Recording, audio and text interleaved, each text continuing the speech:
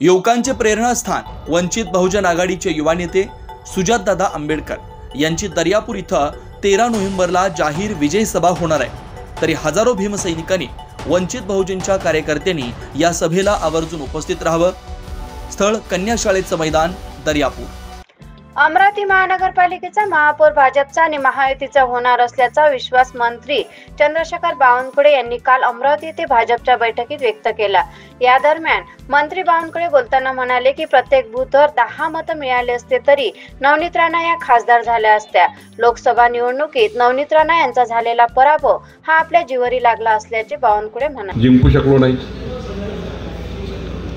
19,000 मतांनी आपल्या भारतीय जनता पार्टीच्या उमेदवार नवनीत राणा यांचा पराभव झाला। मी स्वतः पालकमंत्री म्हणून खूप प्रयत्न केले। मी तेव्हा पक्षाचा अध्यक्ष म्हणून खूप प्रयत्न केले की अमरावती सीट जिंकावी। देवेंद्रजी, मी, आपण सर्वांनी खूप प्रयत्न केले। आपल्या वरच्या आणि खालच्या पदाधिकाऱ्यांनी सर्वांनी मजबूतीने काम केलं, पण एका बूथवर 10 मतं कमी मिळाले। 2300 बूथवर 10 मतं मिळाले असते तर 23,000 मतं मिळाले असते आणि आपल्या खासदार मोदींच्या सरकारमध्ये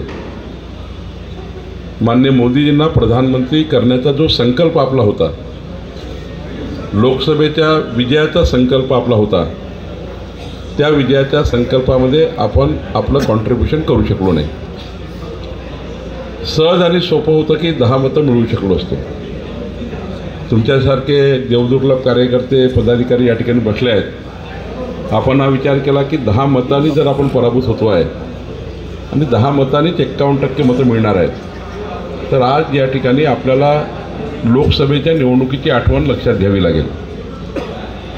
लोकसभेच्या निवडणुकीचा पराभव आपल्या जिवारी लागला आहे। एकीकडे पंतप्रधान मोदीजी विकसित भारताचा संकल्प करत असताना आपला खासदार आपण देऊ शकत नाही। आपल्याला तो पराभव केवळ 19,000 मतांनी, आणि त्यामुळे मी आता ग्रामीणच्या 19 नगरपालिकामध्ये जाऊन आलो। आज माझ्या शेवटच्या 3 नगरपालिका आहे। मला असं वाटतं की आपल्या कार्यकर्त्याची क्षमता जी आहे त्या क्षमतेला जागृत केलं पाहिजे।